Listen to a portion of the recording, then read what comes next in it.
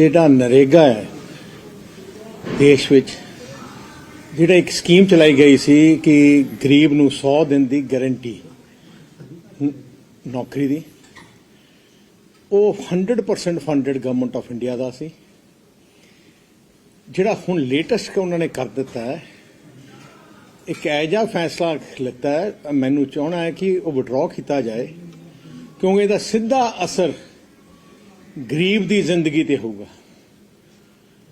ਜਿਹੜੀਆਂ ਦੋ ਕੰਡੀਸ਼ਨਾਂ ਇਹਨਾਂ ਨੇ ਲਾ ਦਿੱਤੀਆਂ, ਪਹਿਲੀ ਗੱਲ ਤਾਂ ਨਾਮ ਬਦਲਣਾ, ਉਹ ਉਹਨਾਂ ਦਾ ਮੈਨੂੰ ਲੱਗਦਾ ਪੋਲੀਟੀਕਲ ਹੋਣਾ ਹੈ ਕਿ ਗਾਂਧੀ ਨਾਂ ਨਹੀਂ ਹੋਣਾ, ਪਰ ਮਹਾਤਮਾ ਗਾਂਧੀ ਜੀ ਉਹ ਇਨਸਾਨ ਸੀ ਜਿਨ੍ਹਾਂ ਨੇ ਦੇਸ਼ ਨੂੰ ਆਜ਼ਾਦ ਕਰਾਇਆ ਤੇ ਲੜਾਈ ਲੜੀ। ਉਹਨਾਂ ਦੇ ਨਾਂ ਤੇ ਕੋਈ ਚੀਜ਼ ਚੱਲਦੀ ਹੋਏ ਤੇ ਉਹ ਬਦਲਣੀ ਨਹੀਂ ਚਾਹੀਦੀ। ਦੂਜੀ ਗੱਲ ਜਿਹੜੀ ਮੈਂ ਕਹਿਣਾ ਚਾਹੁੰਦਾ ਬੜੀ ਅਹਿਮ ਹੈ, NREGA 100% government of India the scheme ਸੀ। ਉਹਨਾਂ ਨੇ ਹੁਣ ਜਿਹੜੇ ਬਦਲ ਦਿੱਤੇ ਤੇ ਦੋ ਵੱਡੇ ਤਬਦੀਲੀਆਂ ਲਿਆਂਦੀਆਂ। ਇੱਕ ਉਹਨਾਂ ਨੇ ਕਿਹਾ ਕਿ ਹੁਣ ਉਹ 60% ਸੈਂਟਰ ਸਰਕਾਰ ਕਰੂਗੀ, 40% ਸਟੇਟ ਗਵਰਨਮੈਂਟ ਨੂੰ ਹਿੱਸਾ ਪਾਉਣਾ ਪੈਣਾ। ਉਹਦਾ ਕੀ ਵੱਡਾ ਨੁਕਸਾਨ ਹੋਣਾ ਹੈ? ਜਿਹੜੀਆਂ ਸਟੇਟਾਂ ਕੋਲੇ ਫਾਈਨੈਂਸ਼ੀਅਲ ਕੰਸਟ੍ਰੇਂਟ ਹੈ, ਜਿਵੇਂ ਤੁਸੀਂ ਦੇਖਿਆ ਹੋਣਾ ਪਿਛਲੇ 10 ਸਾਲਾਂ 'ਚ ਕਾਂਗਰਸ ਤੇ ਆਮ ਆਦਮੀ ਪਾਰਟੀ ਨੇ ਇਹ ਜਿਹਾ ਬੁਰਾ ਹਾਲ ਕਰ ਦਿੱਤਾ ਪੰਜਾਬ ਦੀ ਇਕਨੋਮੀ ਦਾ ਕਿ ਕਾਫੀ ਸੈਂਟਰਲ ਸਕੀਮਾਂ ਆਪਾਂ ਲੈ ਨਹੀਂ ਸਕਦੇ, ਕਿਉਂਕਿ ਆਮ ਆਦਮੀ ਪਾਰਟੀ ਨੇ ਉਹਦਾ ਆਪਣੀ ਕੰਟਰੀਬਿਊਸ਼ਨ ਦਿੱਤੀ ਨਹੀਂ। ਆਮ ਆਦਮੀ ਪਾਰਟੀ ਕੋਲੇ ਤਕਰੀਬਨ 4 ਸਾਲਾਂ 'ਚ 4000 ਵੱਧ ਕਰੋੜ ਉਹਨਾਂ ਨੇ ਆਪਣੀ ਪਬਲਿਸਿਟੀ ਤੇ ਖਰਚ ਦਿੱਤਾ, ਪਰ ਸੈਂਟਰਲ ਸਕੀਮਾਂ ਵਿੱਚ ਆਪਣਾ ਸ਼ੇਅਰ ਨਾ ਪਾਉਣ ਕਰਕੇ ਕਈ ਸੈਂਟਰਲ ਸਕੀਮਾਂ ਜਿਵੇਂ ਹੈਲਥ ਦੀਆਂ ਸੈਂਟਰਲ ਸਕੀਮਾਂ ਤੇ ਦੂਜੀਆਂ ਸੈਂਟਰਲ ਸਕੀਮਾਂ ਉਹ ਪ੍ਰਾਪਤ ਨਹੀਂ ਕਰ ਸਕੇ, ਕਿਉਂਕਿ ਉਹਨਾਂ ਨੇ ਕੁਝ ਕੀਤਾ ਹੀ ਨਹੀਂ, ਪਾਇਆ ਹੀ ਨਹੀਂ ਆਪਣਾ ਹਿੱਸਾ। ਹੁਣ ਕੀ ਹੋਣਾ? ਜਿਹੜਾ ਨਰੇਗਾ ਪੰਜਾਬ ਦੇ ਗਰੀਬ ਵਾਸਤੇ ਇੱਕ ਸਹਾਰਾ ਸੀ, 100 ਦਿਨ ਦਾ ਰੋਜ਼ਗਾਰ, ਆਮ ਆਦਮੀ ਪਾਰਟੀ ਤੇ ਕਾਂਗਰਸ ਵਰਗੇ ਜੇ ਲੋਕ ਆ ਗਏ ਤੇ ਜਿਹੜਾ ਆਪਣਾ ਸ਼ੇਅਰ ਨਾ ਪਾਇਆ ਤੇ ਫਿਰ 100 ਦਿਨ ਦੀ ਗਰੰਟੀ ਮਤਲਬ ਇੱਕ ਵੀ ਗਰੰਟੀ ਨਹੀਂ ਹੈ, ਕਿਉਂਕਿ ਜੇ ਹਿੱਸਾ ਹੀ ਨਹੀਂ ਪਾਇਆ ਤਾਂ ਨਰੇਗਾ ਦੇ ਨਹੀਂ ਸਕੋਗੇ। ਦੂਜੀ ਗੱਲ ਇਹਨਾਂ ਨੇ ਜੇ ਕਰ ਦਿੱਤਾ ਕਿ ਆ ਕੋਈ ਬਲੈਕਆਊਟ ਪੀਰੀਅਡ ਛੱਡ ਦੇ ਕਿ ਇਸ ਮਹੀਨੇ ਤੋਂ ਇਸ ਮਹੀਨੇ ਨਰੇਗਾ ਨਹੀਂ ਦੇ ਸਕਦੇ। ਇਹਦਾ ਮਤਲਬ ਜਿਹੜਾ ਉਹਨਾਂ ਕੋਲ 365 ਦਿਨ ਦੇ ਵਿੱਚ 100 ਦਿਨ ਸੀ, ਹੁਣ ਮੈਨੂੰ ਲੱਗਦਾ 200 ਦਿਨ ਤੇ ਮਸਾਂ 100 ਦਿਨ ਹੋਣੇ ਆ। ਸੋ ਆ ਸਕੀਮ ਬਹੁਤ ਹੀ ਨਵੀਂ ਸਕੀਮ, ਇਮੀਡੀਏਟਲੀ ਬਹੁਤ ਦੇਸ਼ ਦੇ ਗਰੀਬ ਵਾਸਤੇ ਬਹੁਤ ਨੁਕਸਾਨ ਦੀ ਗੱਲ ਹੈ। ਗਵਰਨਮੈਂਟ ਆਫ ਇੰਡੀਆ ਨੂੰ ਇਮੀਡੀਏਟਲੀ ਵਾਪਸ ਕਰਨੀ ਚਾਹੀਦੀ ਹੈ, ਕਿਉਂਕਿ ਅਕਾਲੀ ਦਲ ਬੜਾ ਕਲੀਅਰ ਹੈ, ਅਕਾਲੀ ਦਲ ਕਿਤੇ ਬਰਦਾਸ਼ਤ ਨਹੀਂ ਕਰੂਗਾ ਉਹ ਕਦਮ ਜਿਹੜੇ ਗਵਰਨਮੈਂਟ ਆਪਣੇ ਆਮ ਜਨਤਾ ਦੇ ਨੁਕਸਾਨ ਹੋਣ। ਤੁਸੀਂ ਸਾਰੇ ਜਾਣਦੇ ਹੋ ਜਿੰਨੀਆਂ ਵੀ ਸਕੀਮਾਂ ਗਰੀਬ ਜਨਤਾ ਵਾਸਤੇ ਲੈ ਕੇ ਆਏ ਅੱਜ ਪੰਜਾਬ ਚੱਲ ਰਹੀਆਂ ਤੇ ਦੇਸ਼ ਵਿੱਚ ਵੀ ਚੱਲ ਰਹੀਆਂ, ਉਹਨਾਂ ਦੀਆਂ ਬਹੁਤ ਜ਼ਿਆਦੀਆਂ ਦੀ ਸ਼ੁਰੂਆਤ ਸਰਦਾਰ ਪ੍ਰਕਾਸ਼ ਸਿੰਘ ਬਾਦਲ ਨੇ ਕੀਤੀ ਸੀ। ਜਿਹੜਾ ਆਟਾ ਦਾਲ ਸਕੀਮ, ਨੀਲੇ ਕਾਰਡ ਬਣਾ ਕੇ ਆਟਾ ਦਾਲ ਸਕੀਮ ਸ਼ੁਰੂ ਕਰਾਈ ਸੀ, ਉਹ ਵੱਡੇ ਬਾਦਲ ਸਾਹਿਬ ਨੇ ਸ਼ੁਰੂ ਕਰਾਈ ਸੀ ਤੇ ਉਹਦੇ ਬਾਅਦ ਹਿੰਦੁਸਤਾਨ ਦੀ ਸਰਕਾਰ ਨੇ ਕਣਕ ਦੇਣੀ ਸ਼ੁਰੂ ਕੀਤੀ ਹੈ। ਆ ਸ਼ਗਨ ਸਕੀਮ, ਆ ਜਿਹੜੀ ਪੈਨਸ਼ਨ ਸਕੀਮ, ਜਿਹੜੀ ਐਸਸੀ ਬੱਚਿਆਂ ਸਕਾਲਰਸ਼ਿਪ ਸਕੀਮ, ਆ ਸਾਰੀਆਂ ਹੀ ਵੱਡੇ ਬਾਦਲ ਸਾਹਿਬ ਨੇ ਕੀਤੀਆਂ ਸੀ, ਕਿਉਂਕਿ ਅਕਾਲੀ ਦਲ ਨਬਜ਼ ਜਾਣਦਾ ਹੈ ਕਿ ਗਰੀਬ ਦੀ ਕੀ ਰਿਕੁਆਇਰਮੈਂਟ ਹੈ। ਤੋ ਇਸ ਕਰਕੇ ਇਸ ਨਰੇਗਾ ਦੇ ਪੱਧਰ ਤੇ ਮੈਂ ਕਲੀਅਰ ਕਰਨਾ ਚਾਹਣਾ ਕਿ ਆ ਗਵਰਨਮੈਂਟ ਆਫ ਇੰਡੀਆ ਨੂੰ ਵਾਪਸ ਕਰਨਾ ਚਾਹੀਦਾ, ਪੰਜਾਬ ਸਰਕਾਰ ਨੂੰ ਤੇ ਸਾਰੀਆਂ ਪਾਰਟੀਆਂ ਨੂੰ ਜੁਆਇੰਟਲੀ ਪ੍ਰੋਟੈਸਟ ਕਰਨਾ ਚਾਹੀਦਾ ਕਿ ਆਪਾਂ ਕਿਸੇ ਹਾਲਤ 'ਚ ਆਪਾਂ ਆ ਸਕੀਮ ਇੱਥੇ ਇਸ ਜਿਹੜਾ ਕੱਟ ਕਰਕੇ ਇਹਨਾਂ ਨੇ ਸਕੀਮ ਕੀਤੀ ਹੈ ਉਹ ਸਾਡੇ ਲੋਕਾਂ ਨੂੰ ਮਨਜ਼ੂਰ ਨਹੀਂ ਹੈ। ਕਿਉਂਕਿ ਮੈਨੂੰ ਪੂਰਾ ਕਲੀਅਰ ਹੈ ਝਾੜੂ ਵਾਲੇ ਨੇ ਇੱਕ ਦੀਵਾਨੀ ਨਹੀਂ ਦੇਣੀ ਅਗਲੇ ਸਾਲ ਆਪਣਾ ਹਿੱਸੇ ਦੀ, ਤੇ 1 ਸਾਲ ਤਾਂ ਜਮਾਂ ਹੀ ਸਕੀਮ ਨਹੀਂ ਚੱਲਣੀ। ਅਸੀਂ ਆ ਗਏ ਤਾਂ ਅਸੀਂ ਤਾਂ ਗਰੰਟੀ ਦਿੰਦੇ ਹਾਂ ਜੋ ਹੋ ਗਿਆ ਤਾਂ ਅਸੀਂ ਦੇ ਦਾਂਗੇ, ਪਰ ਮੈਨੂੰ ਫਿਕਰ ਹੈ ਕਿ ਆਹ ਸਾਲ ਕੀ ਹੋਊਗਾ। ਦੂਜੀ ਵੱਡੀ ਗੱਲ, ਜਿਹੜਾ ਕਦਮ ਸੈਂਟਰ ਨੇ ਲਿੱਤਾ ਗਿਆ ਹੈ, ਬਹੁਤ ਵੱਡੇ ਘਪਲੇ ਇਸ ਸਕੀਮ ਦੇ ਰਾਹੀਂ ਕਾਂਗਰਸ ਪਾਰਟੀ ਦੀ ਸਰਕਾਰ ਤੇ ਆਮ ਆਦਮੀ ਪਾਰਟੀ ਦੀ ਸਰਕਾਰ ਦੇ ਹੋਏ। ਇਹਨਾਂ ਨੇ ਵਰਕਰਾਂ ਨੇ ਗਲਤ ਕਾਰਡ ਬਣਾ ਕੇ, ਜਾਲੀ ਕਾਰਡ ਬਣਾ ਕੇ ਕਰੋੜਾਂ ਰੁਪਏ ਦਾ ਨਰੇਗਾ ਦਾ ਫੰਡ ਹਜਮ ਕਰ ਲਿਆ। ਆਈ ਕਾਰਨ ਆ ਜਦੋਂ ਸੈਂਟਰ ਨੇ ਇਨਕੁਆਇਰੀ ਕੀਤੀ ਤੇ ਪੰਜਾਬ ਦੇ ਕਈ ਜ਼ਿਲ੍ਹਿਆਂ ਵਿੱਚ ਨਰੇਗਾ ਬੰਦ ਹੋ ਗਿਆ, ਬੈਨ ਕਰ ਦਿੱਤਾ ਹੈ, ਕਿਉਂਕਿ ਅਫਸਰ ਤੇ ਇਹਨਾਂ ਦੇ ਲੀਡਰ ਇਕੱਠੇ ਮਿਲ ਕੇ ਉਹਨਾਂ ਨੇ ਘਪਲੇ ਕੀਤੇ। ਕਈ ਕਾਂਗਰਸ ਦੇ ਤੇ ਕਈ ਆਮ ਆਦਮੀ ਪਾਰਟੀ ਦੇ ਲੀਡਰਾਂ ਨੇ ਆਪਣੇ ਆਪ ਇੰਟਰਲੋਕਿੰਗ ਟਾਈਲਾਂ ਦੀ ਕਾਰਖਾਨੇ ਹੀ ਲਾ ਲਏ ਤੇ ਸਾਰੇ ਉਹਨਾਂ ਤੋਂ ਆਉਂਦੇ ਸੀ ਹਾਈ ਰੇਟ ਤੇ। ਸੋ ਆ ਸਾਰੇ ਘਪਲਿਆਂ ਕਾਰਨ ਆ ਸਾਰੀਆਂ ਸਕੀਮਾਂ ਰਿਵਿਊ ਹੋਈਆਂ। ਜੇ ਆ ਘਪਲੇ ਨਾ ਕਰਦੇ ਕਾਂਗਰਸ ਤੇ ਆ ਸ਼ਾਇਦ ਇਹਦੇ 'ਚ ਕੁਝ ਨਹੀਂ ਹੋਣਾ ਸੀ, ਪਰ ਹੁਣ ਸੈਂਟਰ ਦਾ ਤੁਸੀਂ ਦੇਖੋ ਬਹੁਤ ਵੱਡੀ ਇਨਕੁਆਇਰੀ ਵੀ ਚੱਲ ਰਹੀ ਹੈ। ਸੋ ਮੈਂ ਅਖੀਰ 'ਚ ਕਹਿਣਾ ਚਾਹੁੰਦਾ ਕਿ ਸ਼੍ਰੋਮਣੀ ਅਕਾਲੀ ਦਲ ਪੰਜਾਬ ਦੇ ਮਜ਼ਦੂਰ ਨਾਲ ਖੜਾ ਹੈ, ਪੰਜਾਬ ਦੇ ਗਰੀਬ ਨਾਲ ਖੜਾ ਹੈ, ਉਹਨਾਂ ਦੀ ਲੜਾਈ ਲੜੂਗਾ। ਐਂਡ ਮੈਂ ਫਿਰ ਤੋਂ ਅਪੀਲ ਕਰਦਾ ਗਵਰਨਮੈਂਟ ਆਫ ਇੰਡੀਆ ਨੂੰ ਕਿ ਤੁਸੀਂ ਇੱਕ ਇਮੀਡੀਏਟਲੀ ਆ ਸਕੀਮ ਵਿਡਰਾ ਕਰੋ, ਜਿਹੜਾ ਪੁਰਾਣਾ ਸਿਸਟਮ ਹੈ ਉਹੀ ਚੱਲੇ। ਇੱਕ ਪਾਸੇ ਤਾਂ ਸਾਰੀਆਂ ਪਾਵਰਸ ਸਟੇਟਾਂ ਦੀਆਂ ਸੈਂਟਰ ਲਈ ਜਾਂਦਾ ਹੈ, ਦੂਜੇ ਪਾਸੇ ਫਾਈਨੈਂਸ਼ੀਅਲ ਬੋਝ ਸਟੇਟਾਂ ਤੇ ਲਾਈ ਜਾਂਦਾ ਹੈ। ਜੇ ਤੁਸੀਂ ਸਾਡੇ ਤੇ ਬੋਝ ਪਾਉਣਾ ਚਾਹੁੰਦੇ ਹੋ ਫਿਰ ਸਾਨੂੰ ਪਾਵਰਸ ਵੀ ਵਾਪਸ ਕਰਕੇ ਦਿਓ। ਟਰੂ ਫੈਡਰਲ ਸਟਰਕਚਰ ਜੋ ਅਕਾਲੀ ਦਲ ਮੰਗ ਰਿਹਾ ਸੀ ਉਹ ਹੋਣਾ ਚਾਹੀਦਾ ਹੈ। ਅਕਾਲੀ ਦਲ ਨੇ ਆ ਜਿਹੜੀ more powers to the state federal structure ਦਾ ਡਿਮਾਂਡ 20 ਸਾਲ ਪਹਿਲੇ ਕਿਉਂ ਕੀਤੀ ਸੀ ਕਿ ਸਾਨੂੰ ਪਤਾ ਸੀ ਕਿ ਸੈਂਟਰ ਸਰਕਾਰ ਜਿਹੜੀਆਂ ਚੀਜ਼ਾਂ ਦੀ ਲੋੜ ਹੈ ਉਹ ਸਾਰੀ ਪਾਰ ਆਪਣੇ ਕੋਲ ਰੱਖ ਦੂਗਾ ਤੇ ਜਿਹੜਾ ਪਿੱਛੋਂ ਪੈਸਾ ਦੇਣਾ ਪਿਆ ਸਕੀਮਾਂ ਉਹ ਸਾਰੀਆਂ ਸਟੇਟਾਂ ਤੇ ਛੱਡ ਦੂਗਾ। ਆ ਤੁਹਾਡੇ ਸਾਹਮਣੇ ਇਮੀਡੀਏਟ ਐਗਜ਼ਾਮਪਲ ਨਰੇਗਾ ਦਾ ਹੈ, ਜਿੱਥੇ ਪਹਿਲੇ ਸੈਂਟਰ ਸਾਰਾ ਕੁਝ ਦਿੰਦੀ ਸੀ, ਹੁਣ ਉਹ ਚਾਹੁੰਦੀ ਹੈ ਕਿ 40% ਸਟੇਟ ਦੇ। ਰੂਲ ਬਣਾਉਗੀ ਸੈਂਟਰ ਕਿ ਕਿਹਨੂੰ ਦੇਣਾ, ਕਿਵੇਂ ਦੇਣਾ, ਪੈਸਾ ਜਾਊਗਾ ਸਟੇਟ ਦਾ ਜਿਹਦੇ ਕੋਲੇ ਕੋਈ ਰਾਈਟ ਨਹੀਂ ਹੈ। ਐਜ ਜਿਹੜਾ ਇਹਨਾਂ ਨੇ ਸਕੀਮ ਬਣਾਈ ਹੈ ਆ ਬਹੁਤ ਵੱਡਾ ਵਿਤਕਰਾ ਸਟੇਟ ਦੀਆਂ ਸਰਕਾਰਾਂ ਤੇ ਹੈ।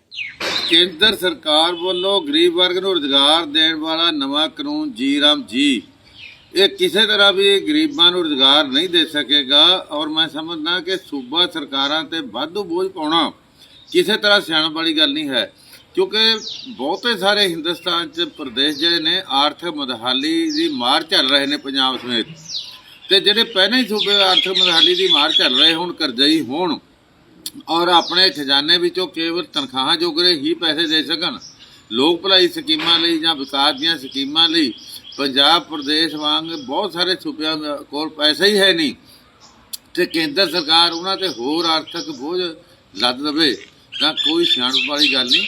ਇਹਦੇ ਨਾਲ ਨਾ ਤਾਂ ਗਰੀਬਾਂ ਨੂੰ ਰੁਜ਼ਗਾਰ ਮਿਲੇਗਾ, ਕਿਉਂਕਿ ਨਾ ਨੌਮਨ ਤੇਲ ਹੋਏਗਾ, ਨਾ ਰਾਧਾ ਨੱਚੇਗੀ। ਤੇ ਜੇ ਸੂਬਾ ਸਰਕਾਰਾਂ ਕੋਲ 40% ਹਿੱਸਾ ਪਾਉਣ ਜੋਗਾ ਪੈਸਾ ਹੀ ਨਹੀਂ ਹੋਏਗਾ ਤੇ ਉਹ ਫਿਰ ਸਕੀਮ ਕਿੱਥੇ ਲਾਗੂ ਹੋਏਗੀ। 100 ਦਿਨ ਰੁਜ਼ਗਾਰ ਦੇਣ ਦੀ ਥਾਂ 125 ਦਿਨ ਕਰ ਲੈਣ, ਭਾਵੇਂ 150 ਦਿਨ ਕਰ ਲੈਣ, ਭਾਵੇਂ 200 ਦਿਨ ਕਰ ਲੈਣ, ਜਦੋਂ ਸਕੀਮ ਹੀ ਨਹੀਂ ਲਾਗੂ ਹੋਣੀ। ਸੂਬਾ ਸਰਕਾਰਾਂ ਇਹ ਸਕੀਮ ਨੂੰ ਸਿਰੇ ਚੜ੍ਹਨ ਦੇ ਸਮਰਥ ਹੀ ਹੈ ਨਹੀਂ। ਸੋ ਇਸ ਕਰਕੇ 10% ਦੀ ਥਾਂ 40% ਸੂਬਿਆਂ ਦਾ ਸ਼ੇਅਰ ਪਾਉਣਾ ਕਿਸੇ ਤਰ੍ਹਾਂ ਸਿਆਣਪ ਵਾਲੀ ਗੱਲ ਨਹੀਂ ਹੈ। ਤੇ ਕੇਂਦਰ ਸਰਕਾਰ ਨੂੰ ਅਸੀਂ ਅਪੀਲ ਕਰਦੇ ਹਾਂ ਕਿ ਇਹ ਜਿਹੜੀ ਕਾਨੂੰਨ ਆ ਜੀ ਰਾਮ ਜੀ ਸਕੀਮ ਇਹ ਵਾਪਸ ਲਈ ਜਾਵੇ। ਨਾ ਤੇ ਸਾਨੂੰ ਕੋਈ ਇਤਰਾਜ਼ ਨਹੀਂ, ਨਾ ਭਾਵੇਂ ਜਿਹੜਾ ਮਰਜ਼ੀ ਰੱਖ ਲੈਣ, ਪਰ ਘੱਟੋ ਘੱਟ ਪਰਪਸ ਦਾ ਹੱਲ ਹੋਵੇ। ਜਿਹੜਾ ਪਰਪਸ ਰੁਜ਼ਗਾਰ ਦੇਣ ਦਾ ਗਰੀਬਾਂ ਨੂੰ, ਨਾ ਤਾਂ ਉਹ ਸਰਵ ਹੋਏਗਾ ਤੇ ਇਹਦੇ ਨਾਲ ਤਾਂ ਬਲਕਿ ਅਸ਼ਾਂਤੀ ਵਧੇਗੀ, ਇਹਦੇ ਨਾਲ ਤਾਂ ਬੇਰੁਜ਼ਗਾਰੀ ਵਧੇਗੀ, ਇਹਦੇ ਨਾਲ ਤਾਂ ਇੱਕ ਕਿਸਮ ਦਾ ਸੂਬਿਆਂ ਦੇ ਵਿੱਚ ਅਮਨ ਕਾਨੂੰਨ ਦੀ ਸਥਿਤੀ ਵਿਗੜੇਗੀ। ਸੋ ਸੂਬਾ ਕੇਂਦਰ ਸਰਕਾਰ ਜਿਹੜੀ ਆ ਇਹ 'ਤੇ ਮੁੜ ਵਿਚਾਰ ਕਰੇ ਤੇ ਜੀ ਰਾਮ ਜੀ ਕਾਨੂੰਨ ਜਿਹੜਾ ਵਾਪਸ ਲਵੇ ਤੇ ਪਹਿਲਾਂ ਵਾਂਗ ਹੀ ਇਹਨਾਂ ਸਕੀਮਾਂ ਵਿੱਚ ਸੂਬਿਆਂ ਦਾ ਹਿੱਸਾ ਰੱਖ ਕੇ ਸਕੀਮਾਂ ਨੇਪਰੇ ਚਾੜ੍ਹਨ ਲਈ ਬੰਦੋਬਸਤ ਕਰੇ, ਵਿਵਸਥਾ ਕਰੇ।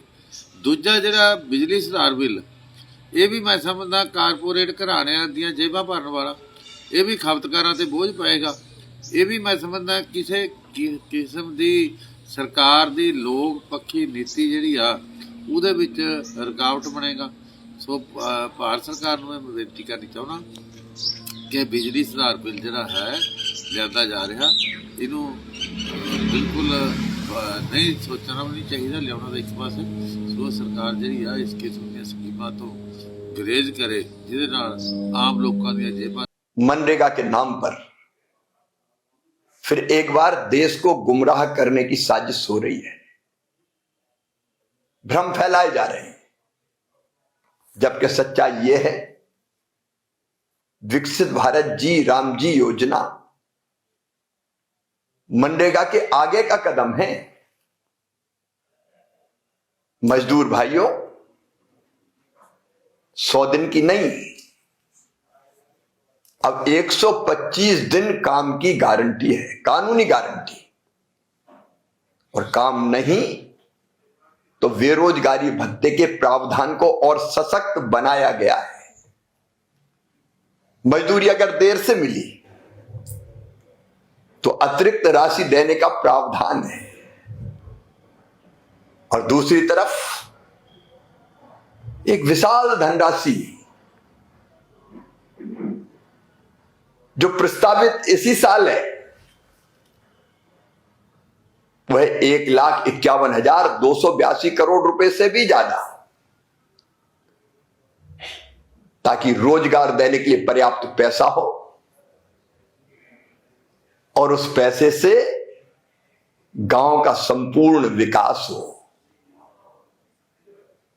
विकसित भारत के लिए विकसित गांव, स्वावलंबी गांव, गरीबी मुक्त रोजगार युक्त गांव बनाने के लिए जल संरक्षण, गांव में विकास के काम, इंफ्रास्ट्रक्चर के काम,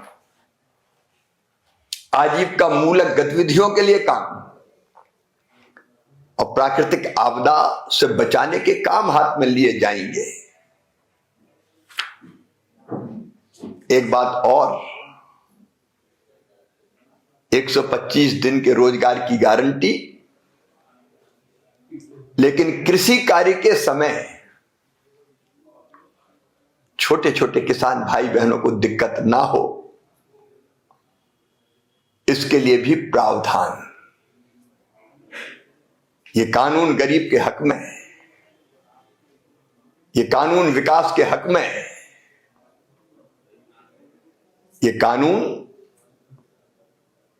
मजदूरों को रोजगार देने की पूरी गारंटी है। विकसित भारत के निर्माण के लिए विकसित गांव का संकल्प पूरा करता है। इसमें एक और विशेष प्रावधान है, प्रशासनिक व्यय 6% से बढ़ा के 9% कर दिया गया है। अगर प्रस्तावित राशि 1,51,282 करोड़ में 9% निकालें तो होता है लगभग 13,000 करोड़ रुपया। इस राशि से काम कराने वाले हमारे साथी, पंचायत सचिव, रोजगार सहायक, मैं, टेक्निकल स्टाफ, उसको समय पर वेतन मिलेगा, भरपूर वेतन मिलेगा, ताकि वो ठीक से काम करा सके। तो आइए सच को जनता तक पहुंचाएं।